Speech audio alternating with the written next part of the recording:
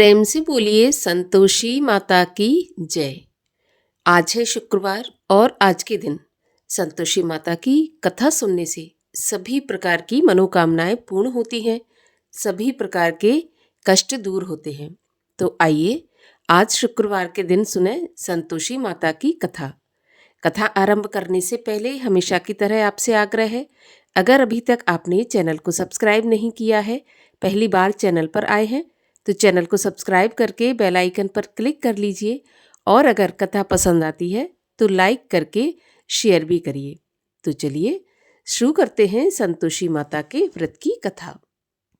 एक बुढ़िया थी और उसके 7 पुत्र थे। 6 कमाने वाले थे, एक निकम्मा था।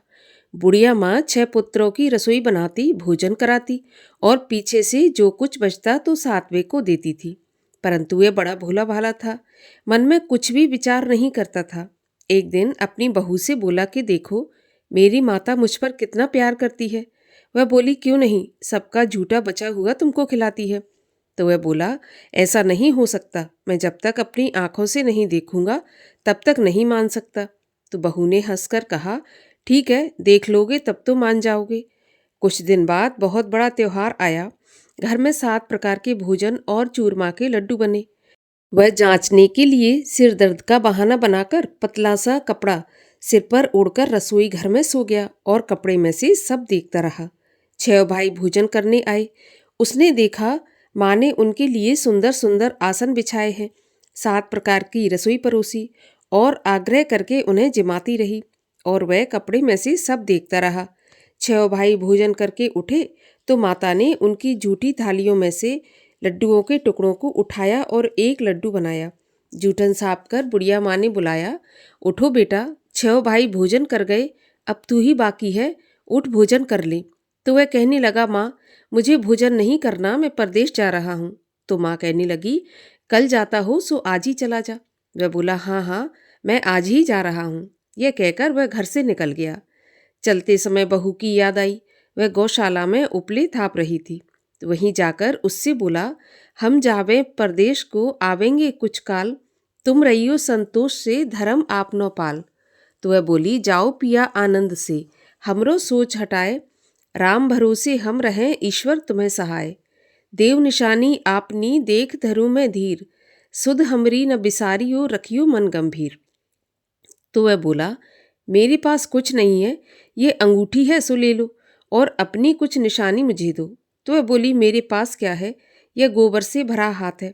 ये कहकर उसकी पीठ पर गोबर के हाथ की थाप मार दी। अब बुढ़िया का बेटा चल दिया। चलते चलते दूर देश में पहुंचा। वहां पर एक साहूकार की दुकान थी। वहां जाकर कहने लगा, भाई मुझे नौकरी पर रख लो। तो साहूकार को जरूरत थी तो वह बोला, ठीक है, रह जा। लड़के ने पूछा, तनख्वाह क्या दोगे? तो साहूकार ने कहा, काम देखकर दाम मिलेंगे। अब उसको साहूकार की नौकरी मिल गई। वह सवेरे 7 बजे से रात तक नौकरी करने लगा।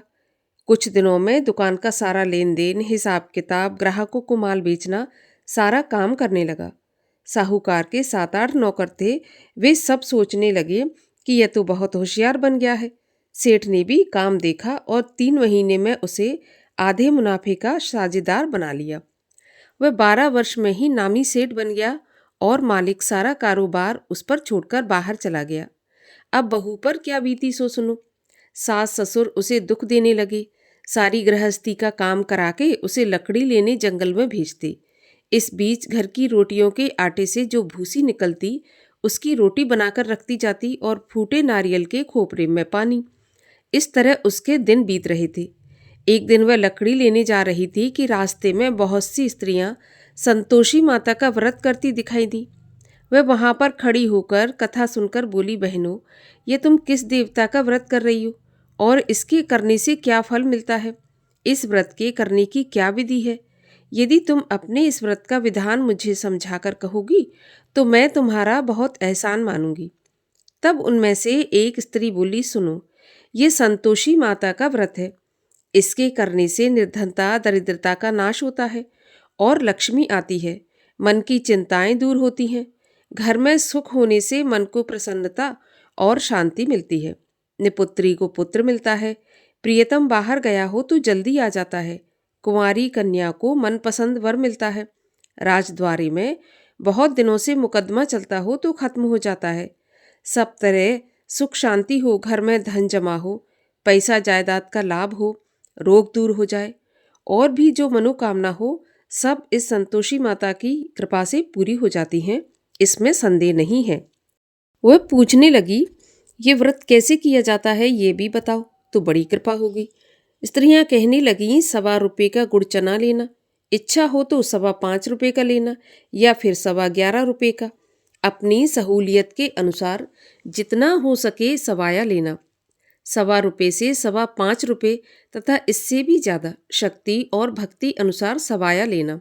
हर शुक्रवार को निराहार रहकर कथा कहना या सुनना, इसके बीच क्रम टूटे नहीं। लगातार नियम पालन करना। सुनने वाला कोई ना मिले तो घी का दीपक जलाकर उसके आगे जल के पात्र को रखकर कथा कहना, परंतु नियम न टूटे। जब तक कार्य सिद्ध ना हो नियम पालन करना और कार्य सिद्ध हो जाने पर ही व्रत का उद्यापन करना। 3 महीने में माता पूरा फल प्रदान करती है।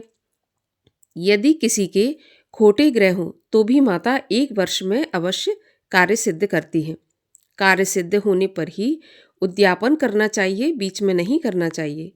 उद्यापन में 2.5 सेर आटे का खाजा, इसी नाप से खीर तथा चने का साग बनाना, 8 लड़कों को भोजन कराना, जहाँ तक मिलें देवर जेठ भाई बंधु कुटुंब के लड़के लेना, ना मिलें तो रिश्तेदारों और पड़ोसियों के लड़के बुलाना, उन्हें भोजन कराना, यथाशक्ति दक्षिणा देकर माता का नियम पूरा करना और उस दिन घर में कोई खटाई ना खाए, इस बात का ध्यान रखना। ये सुनकर बुढ़िया के लड़के की बहू चल दी। रास्ते में लकड़ी के बोझ को बेच दिया और उन पैसों से गुड़ चना लेकर माता के व्रत की तैयारी करके आगे चली और सामने मंदिर देखकर पूछने लगी, ये मंदिर किसका है? तो सब लोग कहने लगे, ये संतोषी माता का मंदिर है। यह सुनकर माता के मंदिर में जाकर माँ के चरणों में लौटने लगी, दीन होकर विनती करने लगी, माँ मैं निपट मूर्ख हूँ, व्रत के नियम कुछ नहीं जानती, मैं बहुत दुखी हूँ। हे माता जगत जननी, मेरा दुख दूर कर, मैं तेरी शरण में हूँ। माता को दया आई। एक शुक्रवार बीता कि दूसरे शुक्रवार को ही इसके पति का पत्र आया और तीसरे को उसका भेजा हुआ पैसा भी आ पहुंचा। ये देखकर जेठानी मुंह सिकोड़ने लगी, इतने दिनों में इतना पैसा आया, इसमें क्या बड़ाई है। लड़के ताने देने लगे। काकी के पास अब पत्र आने लगे, रुपया आने लगा। अब तो काकी की खातिर बढ़ेगी, अब तो काकी बुलाने से भी नहीं बोलेगी। इस प्रकार के वचन कहने लगे। बेचारी सरलता से बोली, भैया पत्र आवे रुपया आवे तो हम सबके लिए अच्छा है। ऐसा कहकर आंखों में आंसू भरकर संतोषी माता के मंदिर में आकर मातेश्वरी के चरणों में गिरकर रोने लगी। माँ, मैंने तुमसे पैसा नहीं मांगा, मुझे पैसे से क्या काम है, मुझे तो अपने सुहाग से काम है। मैं तो अपने स्वामी के दर्शन और सेवा मांगती हूँ। तब माता ने प्रसन्न होकर कहा, जा बेटी, तेरा स्वामी आएगा। ये सुनकर खुशी से बावली हो घर में जाकर काम करने लगी। अब संतोषी माँ सोचने लगी कि इस पुत्री से मैंने कह तो दिया तेरा पति आएगा, पर आएगा कहाँ से? वह तो इसे स्वप्न में भी याद नहीं करता, उसे याद दिलाने मुझे ही जाना पड़ेगा। इस तरह माता बुढ़िया के बेटे के पास जाकर स्वप्न में प्रकट होकर कहने लगी, साहूकार के बेटे, सोता है या जागता है? वह बोला, माता मैं सोता भी नहीं हूँ, जागता भी नहीं हूँ, बीच में हूँ, कहिए माँ क्या आज्ञा है? तो माँ कहने लगी, तेरा घर बार कुछ है या नहीं? वह बोला, मेरा सब कुछ है माता, माँ बाप भाई बहन बहू, क्या कमी है?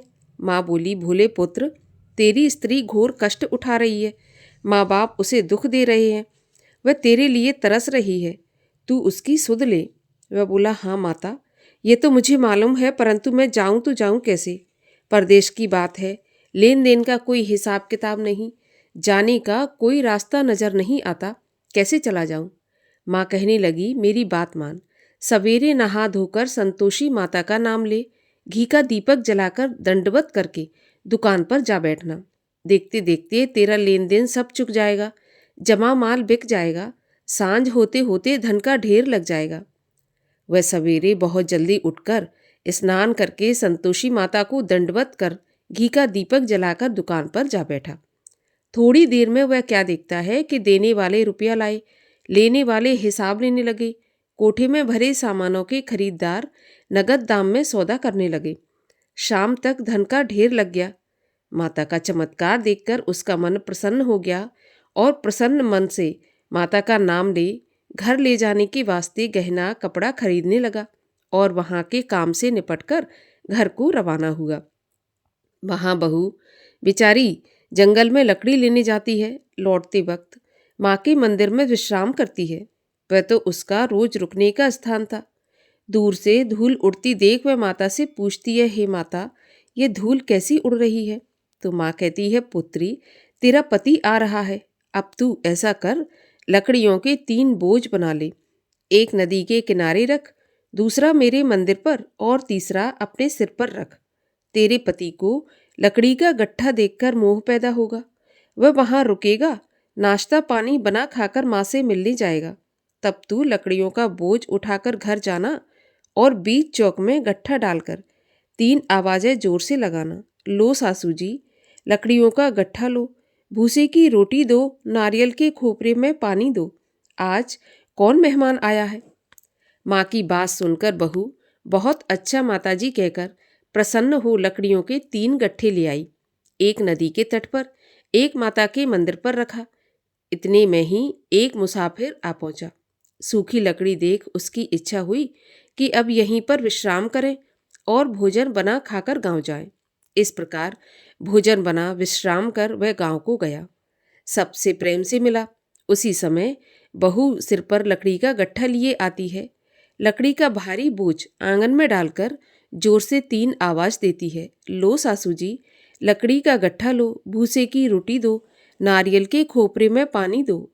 आज कौन मेहमान आया है? ये सुनकर उसकी सास बाहर आकर अपने दिए हुए कष्टों को भुलाते हेतु कहती है, बहू, ऐसा क्यों कहती हो?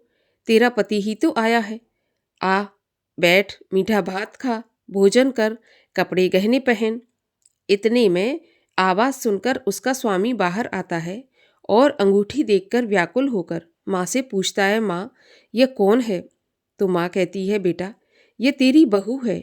आज 12 वर्ष हो गए जब से तू गया है। तब से सारे गांव में जानवर की तरह भटकती फिरती है। काम काज घर का कुछ करती नहीं, 4 समय आकर खा जाती है। अब तुझे देखकर भूसे की रोटी और नारियल के खोपरे में पानी मांगती है। वह लज्जित होकर बोला, ठीक है माँ, मैंने इसे भी देखा है और तुम्हें भी देखा है। अब मुझे दूसरे घर की चाबी दो तो मैं उसमें जाकर रहूँगा। माँ ने कहा, ठीक है बेटा, जैसी तेरी मर्जी। यह कहकर माँ ने चाबी का गुच्छा पटक दिया। तो उसने चाबी लेकर दूसरे कमरे में, जो कि तीसरी मंजिल के ऊपर था, उसे खोलकर उसमें अपना सारा सामान जमाया। एक दिन में ही वहाँ राजा के महल जैसा ठाट बाट बन गया। अब क्या था, दोनों पति पत्नी सुखपूर्वक रहने लगे। इतने में अगला शुक्रवार आया तो बहू ने अपने पति से कहा, मुझे माता का उद्यापन करना है। तो पति बोला, बहुत अच्छा, खुशी से करो। वह तुरंत ही उद्यापन की तैयारी करने लगी। जेठ के लड़कों को भोजन के लिए कहने गई। उन्होंने मंजूर किया, परंतु पीछे जिठानी अपने बच्चों को सिखाती है, देखो रे, भोजन के समय सब लोग खटाई मांगना, जिससे इसका उद्यापन पूरा न हो। लड़के खाना खाने आए, खीर पेट भरकर खाई, परंतु याद आते ही कहने लगे, हमें कुछ खटाई खाने को दो, खीर खाना हमें नहीं भाता, देखकर अरुचि होती है। तो बहू कहने लगी, खटाई किसी को नहीं दी जाएगी, ये तो संतोषी माता का प्रसाद है। लड़के तुरंत उठकर खड़े हुए और बोले, पैसा लाओ। बोली बहू कुछ जानती नहीं थी, सो उन्हें पैसे दे दिए। लड़के उसी समय जाकर के इमली लेकर खाने लगे। यह देखकर बहू पर माता ने कोप किया। राजा के दूत उसके पति को पकड़कर ले गए। जेठ जेठानी मनमाने खोटे वचन कहने लगे। लूट लूट कर धन इकट्ठा करके लाया था, सो राजा के दूत पकड़कर ले गए। अब सब मालूम पड़ जाएगा जब जेल की हवा खाएगा।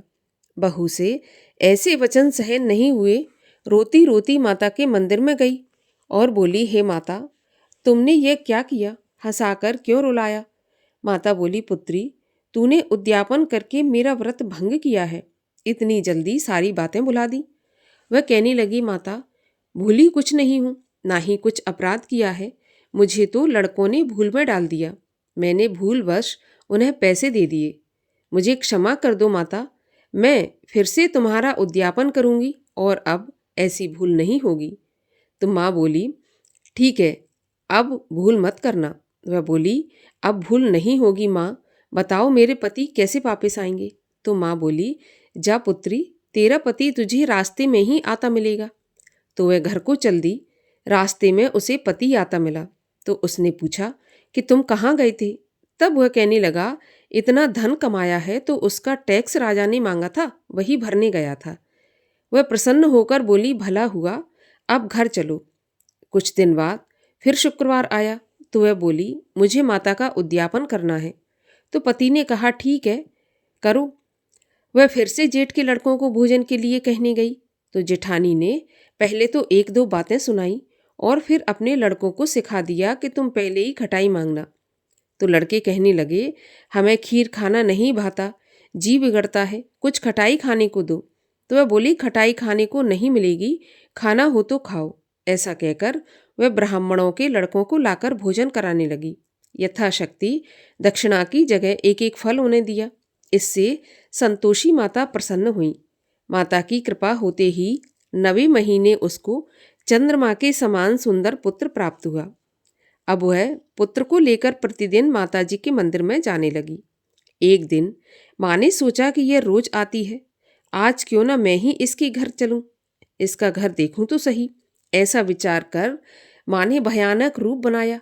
गुड़ और चने से सना मुख, ऊपर से सूंड के समान होंठ, उस पर मक्खियां भिनभिना रही थीं। दहलीज में पांव रखते ही उसकी सास चिल्लाई, देखो रे, कोई चुड़ैल आ रही है, लड़को इसे भगाओ, नहीं तो ये सभी को खा जाएगी। लड़के डरने लगे और चिल्लाकर खिड़की बंद करने लगे। छोटी बहू रोशनदान में से देख रही थी। प्रसन्नता से पगली होकर चिल्लाने लगी, आज मेरी माता मेरे घर आई है। ऐसा कहकर बच्चे को दूध पिलाने से हटाती है। इतने में सास का क्रोध फूट पड़ा। बोली, देखो कैसी उतावली हुई जो बच्चे को पटक दिया। इतने में माँ के प्रताप से जहाँ देखो वहाँ लड़के ही लड़के नजर आने लगे। वह बोली, माँ जी, मैं जिनका व्रत करती हूँ ये वही संतोषी माता है। इतना कहकर झट से सारे घर के किवाड़ खोल दिए। सबने माता के चरण पकड़ लिए और विनती करके कहने लगे, माता, हम मूर्ख हैं, हम अज्ञानी हैं, पापी हैं। आपके व्रत की विधि हम नहीं जानते। आपका व्रत भंग करके हमने बहुत बड़ा अपराध किया है। हे माता, आप हमारा अपराध क्षमा करो। इस प्रकार माता प्रसन्न हुई। माता ने बहू को वरदान दिया और सबको क्षमा किया। हे माता, आपने जैसा बहू को फल दिया वैसा सबको दें। जो इस कथा को पढ़े या सुने उसका मनोरथ पूर्ण हो। बोलो संतोषी माता की जय। संतोषी माता की आरती। जय संतोषी माता मैया, जय संतोषी माता, अपने सेवक जन की सुख संपत्ति दाता। जय संतोषी माता, सुंदर चीर सुनहरी, माँ धारण की नो, हीरा पन्ना दम के तन श्रृंगार लीनो। जय संतोषी माता, गेरू लाल छटा छवि, बदन कमल सोहे, मंद हसत करुणामयी, त्रिभुवन मन मोहे। जय संतोषी माता, स्वर्ण सिंहासन बैठी, चवर ढुरे प्यारे, धूप दीप मधुमेवा, भोग धरे न्यारे। जय संतोषी माता, गुड़ और चना परम प्रिय, ताम संतोष कियो, संतोषी कहलाई, भक्तन वैभव दियो। जय संतोषी माता, शुक्रवार प्रिय मानत आज दिवस सोही, भक्त मंडली आई कथा सुनत मोही। जय संतोषी माता, मंदिर जगमग ज्योति, मंगल ध्वनि छाई। विनय करे हम बालक, चरणन सिर नाई। जय संतोषी माता, भक्ति भावमय पूजा अंगीकृत की जय। जो मन बसे हमारे, इच्छित फल दीजय। जय संतोषी माता, दुखी दरिद्री रोगी संकट मुक्त किए। बहुधन धान्य भरे घर, सुख सौभाग्य दिए। जय संतोषी माता, ध्यान धरे जो नर तेरो, मन वांछित फल पायो। पूजा कथा श्रवण कर, घर आनंद आयो। जय संतोषी माता, शरण गहे की लज्जा रखियो जगदम्बे। संकट तुम ही निवारो, दयामयी अम्बे। जय संतोषी माता, संतोषी माँ की आरती जो कोई जन गावे। रिद्धि सिद्धि सुख संपत्ति जी भर के पावे। जय संतोषी माता, बोलिए संतोषी माता की जय।